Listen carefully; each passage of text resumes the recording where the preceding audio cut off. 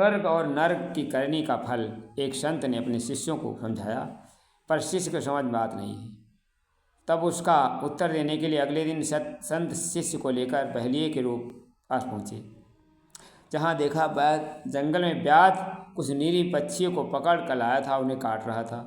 घर में कला मची थी। वह यह सब देखते शिष्य चिल्लाया, महाराज यहाँ तो नरक है, यहाँ से सीख चलिए। संत बोले, सचमुच इस बहलिये ने इतने जीव मार डाले, इसको आज तक फूटी कौड़ी न जोड़ पाया, कपड़ों तक के पैसे नहीं। इसके लिए संसार में नरक ही है। परलोक में तो इतने मारे हुए जीवों को तड़पे आता है, उसे जितना कष्ट देंगे उसी को कल्पना भी नहीं। संत दूसरे दिन साधु की कुटी पधारे शिष्य के साथ। वहाँ जाकर साधु के पास कुछ भी नहीं था, मस्ती से कुछ ठिकाना, बड़े संतोष प्रसन्न दिखाई दे। संत ने कहा, बस यह साधु जीवन में कष्ट और तपस्या जीवन जी रहा है, मन आह्लाद से है भरा, खुशी से भरा, परलौकिक सुख निश्चित है। सायंकाल एक संत वैश्या के घर पहुँचे। शिष्य चिल्लाया, महाराज यहाँ कहाँ? संत बोला, बस यहाँ का वैभव भी देख लें। शारीरिक इन सांसारिक सुख भोगों के लिए अपने शील चरित्र को किस तरह बेचकर मौज उड़ाता है, पर शरीर का सौंदर्य नष्ट होते कोई पास खड़ा नहीं होता है। यह इस बात का प्रतीक है। इसके लिए संसार स्वर्ग की तरह है और अंत इसका वही है जो बहलिये का था। अंतिम दिन एक सदगृहस्थ के पर पहुँचे। गृहस्थ बड़ा परिश्रमी, संयमशील और नेक ईमानदार था।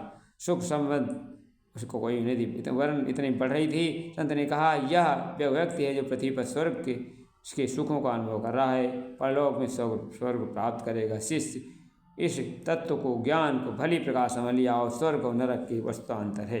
विधाता ने मानव को यही सोच कर भेजा है कि पृथ्वी पर अन्य जीवधारियों से अलग दिशाधारा चयन करेगा और श्रेय पक्ष को बढ़कर सबका कल्याण करेगा।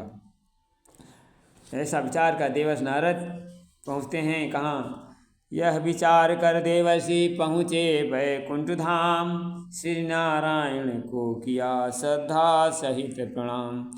हंस कर पूछा तब श्री हरि ने, कहिए ऋषि कैसे आए हैं? है कहाँ कहाँ का प्रवण किया, क्या संदेशा लाए? कारण जो भी प्रकट करें यात्रा में कष्ट उठाने का। कहिए क्या अब का काम पड़ा वैकुंठ लोक में आने का। कुछ दुखी दिखाई देते हो, अब मुखमंडल क्यों मुरझाया है? क्या कहीं स्वयंवर है, फिर शादी को मन ललचाया है? नारद जी कहने लगे, हे हरि दया निधान, अंतर्यामी आप हैं क्यों बनते अनजान। नारद जी की देवर्षि नारद पृथ्वी लोक पर व्याकुल स्थित विष्णु लोक पहुँचे। नारायण का धुन लक्ष्मी जी ने उठकर नारद जी का अभिनंदन किया। भगवान ने उठकर नारद जी का सम्मान किया। भगवान अंतर्यामी सब कुछ जानते थे, फिर भी भक्त का मित्र भाव रखते। नारद जी दुखी होने का कारण पूछा और हास पर, क्या देवर्षि व्याकुल क्यों दिखाई देते हो? क्या कोई स्वयंवर की सूचना है? या सुनकर नारद जी बनावटी क्रोध दिखाया।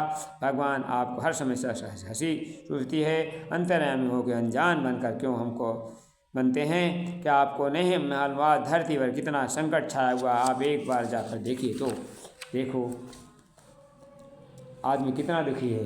ये पहले एक राक्षस होता था, आप तो इस समय तो प्रत्येक आदमी के भी दुर्बुद्धि रूपी राक्षस घुसा है।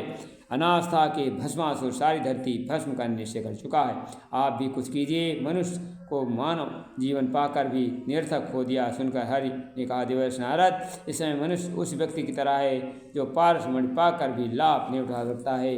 इसका क्या उपाय है? मित्रों, इसका उपाय अगले वीडियो में प्रस्तुत करेंगे। धन्यवाद। वीडियो अच्छे लगे शेयर कर देना।